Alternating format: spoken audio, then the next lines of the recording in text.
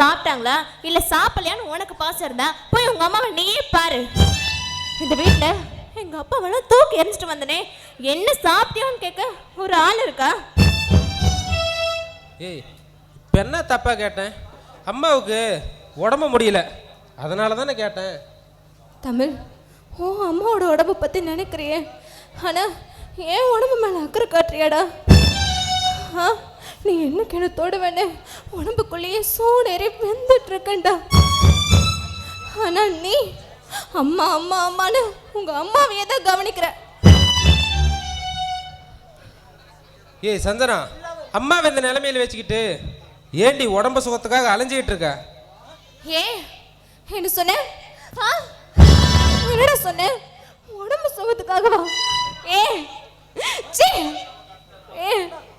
உங்க அம்மாவை பத்தி இவ்வளவு யோசிக்கிறேன். நீ உன்னை பெத்த பழுத்தின மாதிரி தானே என் வயசுல ஒரு குழந்தை வளராதுன்னு நானே ஏங்கிட்டு இருப்பேன். ஆனா நீ என்ன பார்த்தா உடம்பு சுகத்துக்காக அலையிறன்னு சொல்றேன். உன்னால என் வயசுல ஒரு குழந்தை உருவாகணும் தாண்டா உன்கிட்ட தவ கிடக்குறேன். ஆனா நீ என்ன பார்த்து உடம்பு சுகத்துக்காக அலையிறன்ல. இங்க பாரு, உன்னால உள்ள குட்டி வெந்து நான் சாகிறத விட ஒரேடியா வெந்து செத்து போயிடுறேன். ஏ சந்தனா,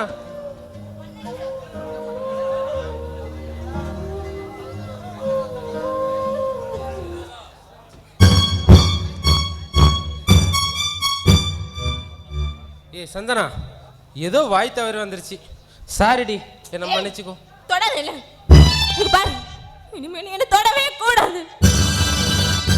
இன்னைக்கு நீ இருந்த என்ன காப்பாத்திட்ட, ஆனா என்னைக்காவது ஒரு நாள் நான் என்னையே கொளுத்திக்குவேன். இப்ப சொல்றேன், உங்க அம்மாவோட உயிரா இல்ல ஏன் உயிரானு நீயே முடிவு பண்ணிக்கோ. சந்தனா